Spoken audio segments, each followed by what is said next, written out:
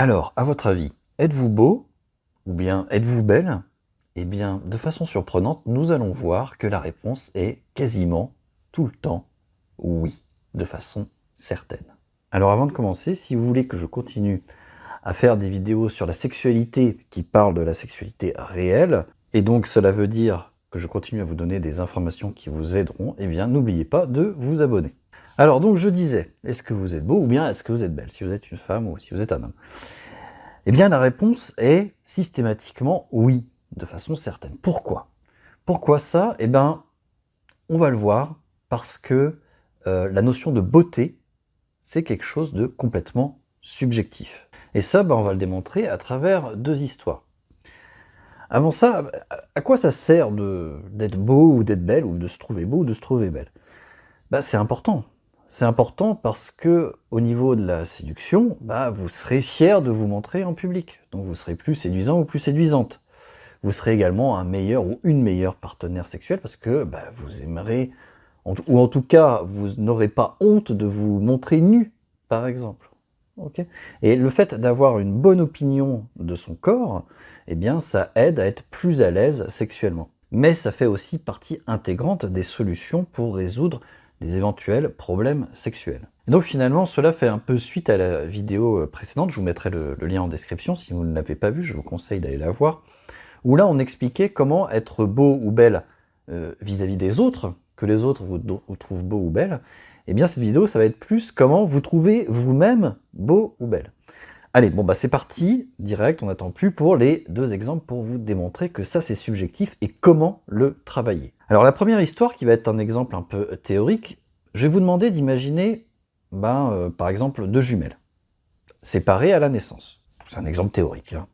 Donc la première tombe dans une famille très sympa et très épanouissante, elle est éduquée superbement bien, c'est-à-dire que la famille est valorisante avec elle, dès son plus jeune âge, et que, elle la félicite quand elle fait les choses bien, elle la réprimande évidemment quand elle fait des choses mal, et puis surtout, elle lui dit régulièrement que tu es belle, ma chérie, que tu as des jolis yeux, que tu as un joli sourire, que tu es mignonne, etc., etc. Voilà, donc une famille plutôt épanouissante, et elle va être éduquée comme ça tout au long de son enfance et de son adolescence. Maintenant, imaginons la deuxième jumelle, qui elle, pas de bol, tombe chez des connards. Autrement dit, des parents franchement pas sympas qui ne manquent pas une occasion de lui rappeler qu'elle est nulle, que c'est une bonne à rien, qu'elle ne sait rien faire, et que décidément, c'est pas étonnant parce que, mais qu'est-ce qu'elle est moche.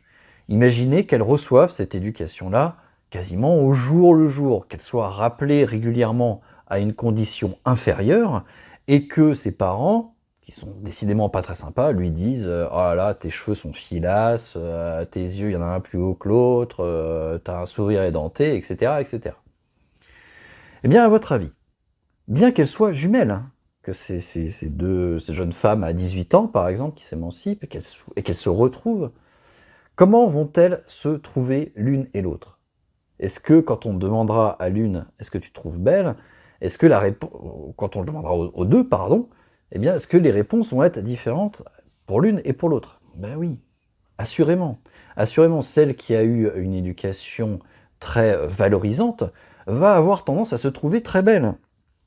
Alors que celle qui a eu une éducation très stricte et très... mais c'est même pas strict, une éducation très... comment dire? Une éducation, on va dire, très négative, va plutôt avoir, elle, tendance à se trouver moche, à se trouver laide, alors qu'elles ont exactement le même physique. Dans cet exemple théorique, eh bien, on comprend bien que la notion de beauté est complètement, donc ce que je vous disais, subjective. Elle dépend de ce que vous pensez de vous.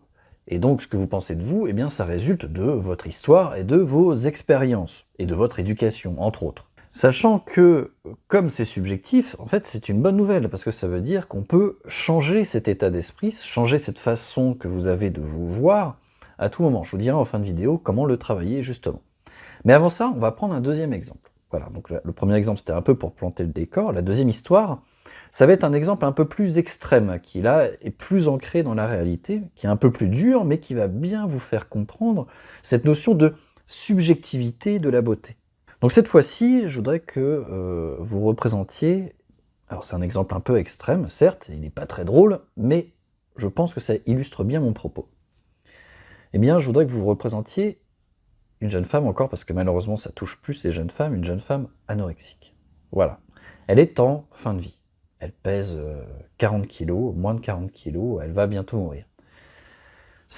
Du coup, vous imaginez bien, hein, c'est un squelette ambulant. Elle se regarde dans le miroir, et qu'est-ce qu'elle se dit, à votre avis?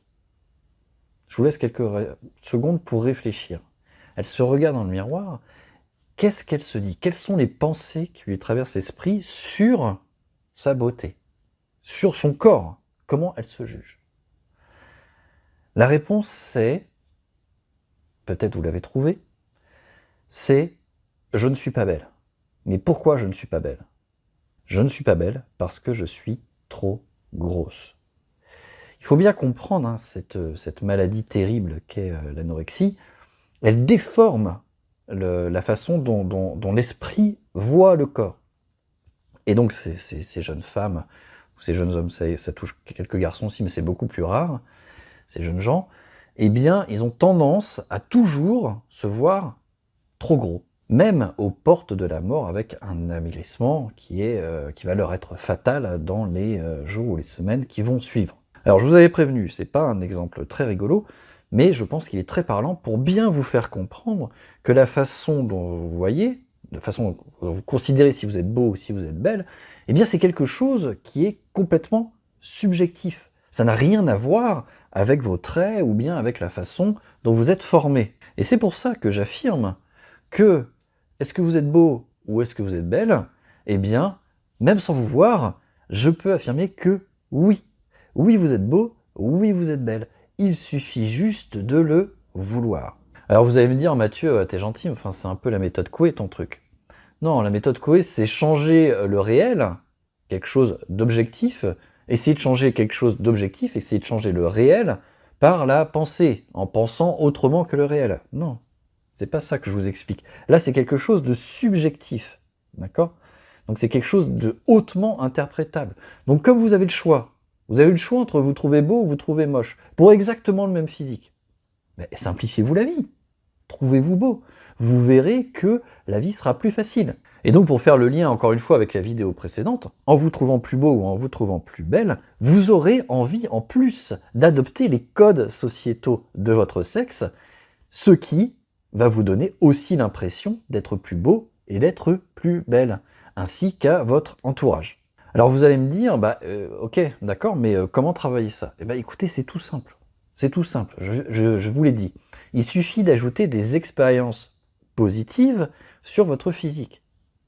Et bien tout simplement, tous les matins, quand vous vous regardez dans la glace, eh bien, faites-vous des compliments. Ça a l'air de rien comme ça, mais ça va changer la subjectivité de ce que vous pensez de vous. Ben oui, parce que on a tendance toujours à se juger durement, hein.